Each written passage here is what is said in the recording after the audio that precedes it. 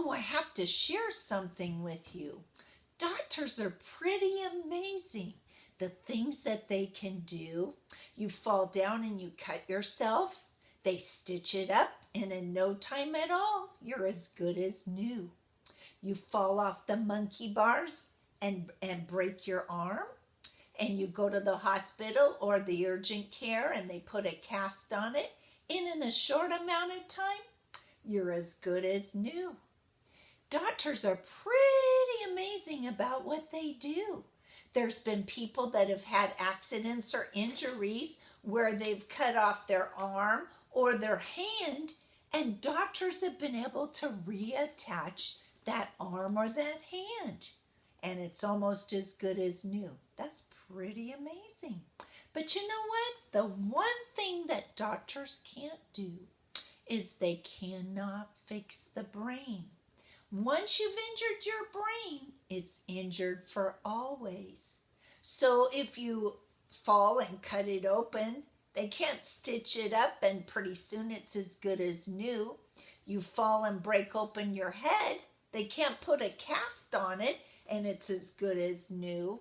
Once you've injured your brain, it's injured for always. And depending on where that injury is, you may not be able to talk anymore. That would be really hard for Miss Melanie because I like to talk a lot. You may not be able to walk anymore or use your hands. So it's very, very, very important that we protect our heads, because inside our heads is our brains, and brains cannot be fixed. Once they're injured for always.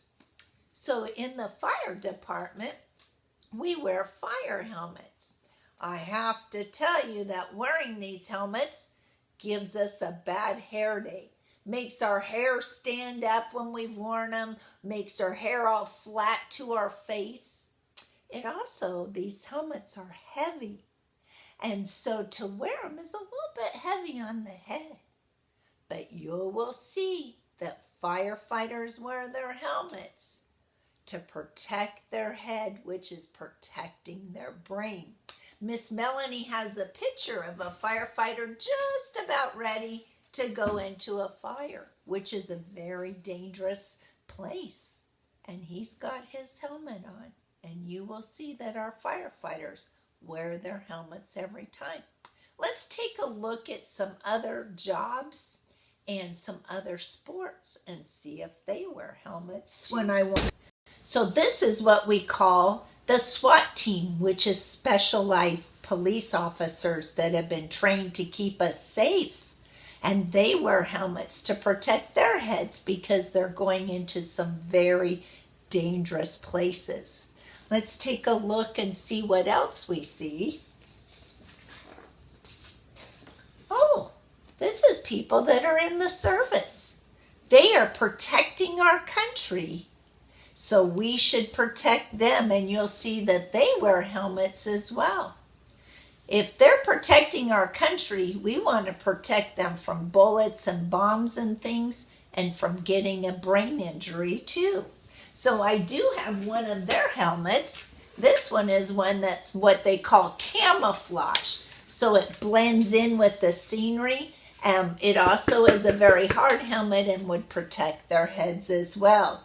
So some of you may have family members such as moms or dads or uncles or aunts or even brothers or sisters that are in the service. And we respect them utmost because they are protecting our country. They are protecting us. This is another job that you may see, construction. And they call these hard hats. And I can imagine some dangerous things happen in construction, such as maybe a board comes loose and might hit you in the head, or maybe a hammer falls from the second-story window. You would be glad that you had a hard hat on to protect your head, to protect your brain. Oh my gosh, this is a fun sport. Miss Melanie loves this one. This is hockey.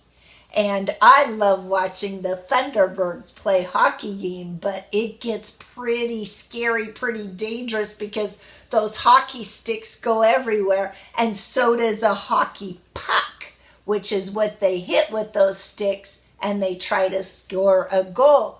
So you can only imagine how dangerous that could be and how awful it would be if one of those hockey sticks hit you in the head.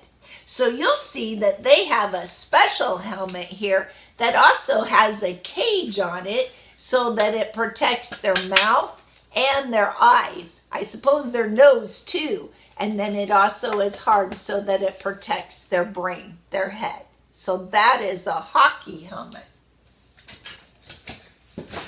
Oh my gosh, I love baseball. Baseball is a great sport. Let me ask you this. Do they wear helmets the entire game? And when do they put a helmet on? When they're batting the ball. Miss Melanie was at one of the Mariner games, and they whacked that ball so hard with the bat that the bat split in two and went up in the air and came down on top of the batter's head. Do you think he was glad he had a helmet on? Yeah. Then they also wear those helmets as they're going around the bases. You can only imagine what a ball would feel like being hit in the head. You'd be glad you had a helmet on your head too. And some of those players get a little rough too.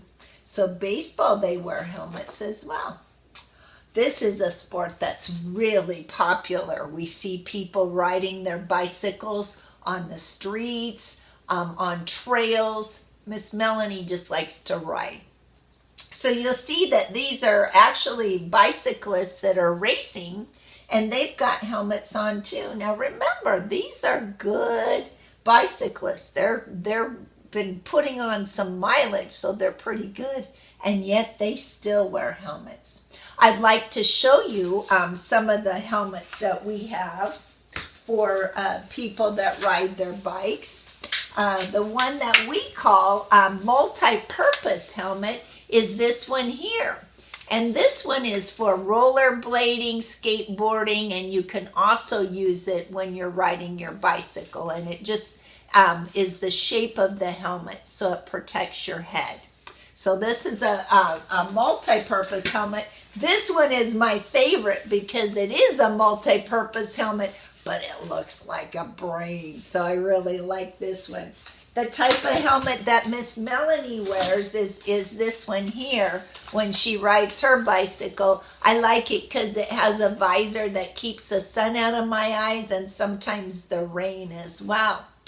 But I also know that kids and adults that wear helmets, sometimes they just wear the helmet with it dangling, the straps dangling down and not fastened on their head. And what ends up happening is if they have a crash, they go one way and their helmets go the other. So you might as well not wear a helmet at all. So it's really, really important that you make sure that helmet fits snug on your head, and that it also is 1 to 2 fingers above your eyebrow, forms a V at your ears, and is so snug that you can feel it under your chin. So I always go. So let's try that. 1 to 2 fingers, forms a V, snug under the chin. Faster. 1 to 2 fingers, forms a V. 1 to 2 fingers, forms a V. Let's see if you guys can do that at home too.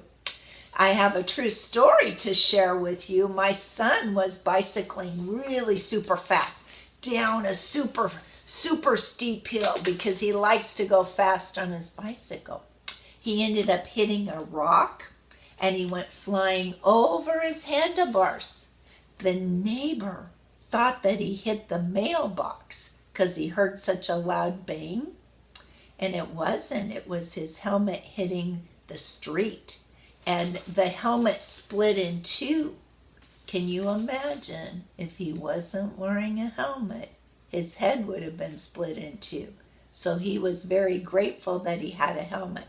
And you know, the only other thing that was injured on him was We call it road rash where he got scraped up from the road scraping him. So very good. Police officers also are very trained at riding bikes. They get trained in classes and stuff.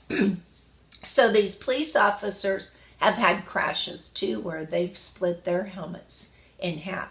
So if moms or dads or kids think they're super good on bicycles, you never know, and you always want to protect your head. Here in Washington, it is the law to wear a helmet. It doesn't matter if you're a 2-year-old or a 75-year-old or a 100-year-old. If you're riding your bike, it is the law, and they can ticket you. And I think the tickets now are over $100. So I can think of a lot better things I'd rather spend my money on than paying for a ticket because I didn't wear a helmet. So boys and girls, we want you to be safe on your bicycles. Each and every time that you ride your bike, make sure you put the helmet on.